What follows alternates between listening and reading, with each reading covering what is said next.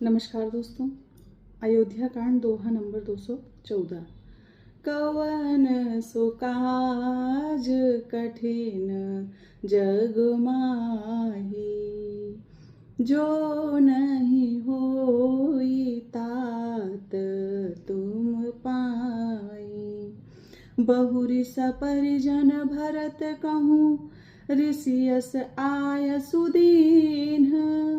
विधि विस्मय दायकु विभव, मुनि बर तप बल कीन्ह।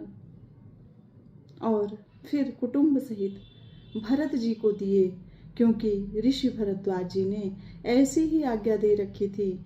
भरत जी चाहते थे कि उनके सब संगियों को आराम मिले, इसलिए उनके मन की बात जानकर मुनि ने पहले उन लोगों को स्थान देकर पीछे सपरिवार भरत जी को स्थान देने के लिए आज्ञा दी थी। मुनि श्रेष्ठ ने तपोबल से ब्रह्मा को भी चकित कर देने वाला वैभव रच दिया।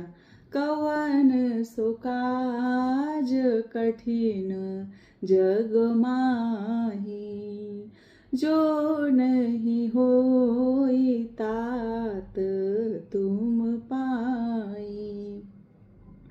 मुनि प्रभाऊ जब भरत बिलोका, सब लघु लगे लोकपति लोका। सुख समाजु नहीं जाई बखानी, देखत बिरति विसार ही ज्ञानी। जब भरत जी ने मुनि के प्रभाव को देखा तो उसके सामने उन्हें इंद्र, वरुण, यम, कुबेर आदि सभी लोकपालों के लोक तुच्छ जान पड़े।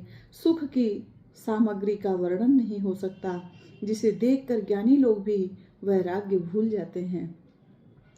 आसन शयन सुवसन बिताना, बन बाटिका बिहग मृग नाना। सुरभि फूल फल अमीय समाना, विमल जलाशय विविध विधाना। आसन, सेज, सुंदर वस्त्र, चंदोवे, वन, बगीचे, भांति भांति के पक्षी और पशु, सुगंधित फूल और अमृत के समान स्वादिष्ट फल, अनेकों प्रकार के तालाब, कुएं, बावली आदि निर्मल जलाशय, असन पान सूची अमी अमी से, देखी लोग सकुचात जमी से।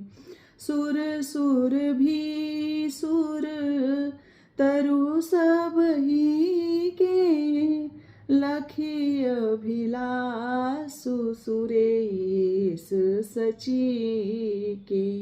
तथा अमृत के भी अमृत सरीखे पवित्र खान पान के पदार्थ थे, जिन्हें देखकर सब लोग संयमी पुरुषों, विरक्त मुनियों की भांति सकुचा रहे हैं। सभी के डेरों में मनोवांछित वस्तु देने वाले कामधेनु और कल्प वृक्ष हैं, जिन्हें देखकर इंद्र और इंद्राणी को भी अभिलाषा होती है, उनका भी मन ललचा जाता है। ऋतु बसंत वह त्रिविध बयारी, सब कह सुलभ पदारथ चारी।